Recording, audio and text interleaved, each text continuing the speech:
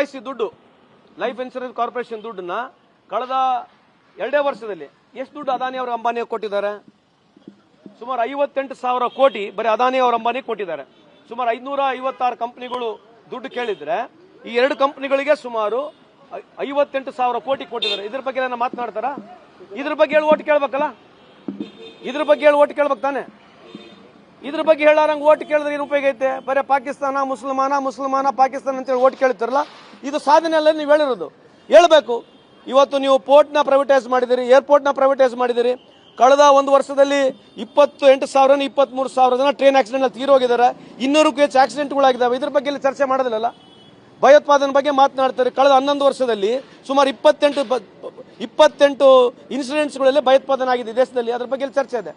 ಈಗ ಪುಲ್ವಾಮಾ ಹೋಗ್ಬಿಡ್ತು, ಪಹಲ್ಗಾಮ್ ಹೋಗ್ಬಿಡ್ತು, ಡೆಲ್ಲಿ ಬ್ಲಾಸ್ಟ್ ಬಗ್ಗೆ 4 ಹೆಸರುಗಳು ಮೊದಲು ಆ ಹೆಸರುಗಳು ಬದಲಾಗ್ಬಿಟ್ಟು ಈಗ ಯಾರು ಸಿಕ್ಕೊಂಡಿದ್ದಾರೆ? ಈಗ ಡೆಲ್ಲಿ ಬ್ಲಾಸ್ಟ್ ನಲ್ಲಿ ಹೆಸರು ಯಾರು ಇದಾವೆ? ಈಗ ಡೆಲ್ಲಿ ಬ್ಲಾಸ್ಟ್ ನಲ್ಲಿ ಹೆಸರು ಯಾರು ಸಿಕ್ಕೊಂಡಿದೆ? ಈಗ ಬಿಹಾರ್ ಚುನಾವಣೆ ಬಂತು, 4 ಜನ ಮುಸಲ್ಮಾನರ ಹೆಸರು ಹೇಳಿದ್ರು, ಕೋರ್ಟ್ ಅವರಿಗೆ ಫ್ರೀ ಚಿಟ್ ಕೊಡ್ತು, 4 ಜನ ಬೇರೆ ಹೆಸರು ಬಂತು. ಎಲ್ಲಾನ ಚರ್ಚೆ ಇದೆಯಾ?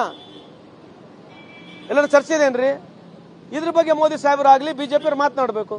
ಪಾರ್ಲಿಮೆಂಟ್ನಾಗೂ ಇದ್ರ ಬಗ್ಗೆ ಚರ್ಚೆ ಮಾಡಬಾರ್ದು. ಮತ್ತೆ ಎದ್ರ ಬಗ್ಗೆ ಚರ್ಚೆ ಮಾಡೋದು ಪಾರ್ಲಿಮೆಂಟ್ನಾಗ? ನಾವು ಸಾಧ್ಯನೇ ಇಲ್ಲ. ಅವ್ರ ತರ ಅವ್ರು ಆಗ ಸಾಧ್ಯನೇ ಇಲ್ರಿ. ಅಲ್ರಿ, ಅವರು ಮನಮೋಹನ್ ಸಿಂಗ್ ಅವ್ರ ಹತ್ರಕ್ಕೂ ಬರಕ್ ಆಗೋದಲ್ಲ. ಆಗದ್ ಬಿಟ್ಬಿಡಿ, ಅವ್ರ ಹತ್ರಕ್ಕೂ ಬರೋದಲ್ಲ. Is the greatest economist. ನಾನೇನು ನಿರ್ಮಲಾ ಸೀತಾರಾಮನ್ ಅವ್ರ ಬಗ್ಗೆ ಅಗರ್ವಾಗಿ ಮಾತನಾಡ್ತಿಲ್ಲ. ಬಟ್ ನಾನು ಮನಮೋಹನ್ ಸಿಂಗ್ ಸಾಹೇಬರು ನಾವು ಹೋಲಿಕೆ ಮಾಡ್ಕೊಂಡು ಅವ್ರು ಮಾತನಾಡೋದು ಸರಿಯಲ್ಲ.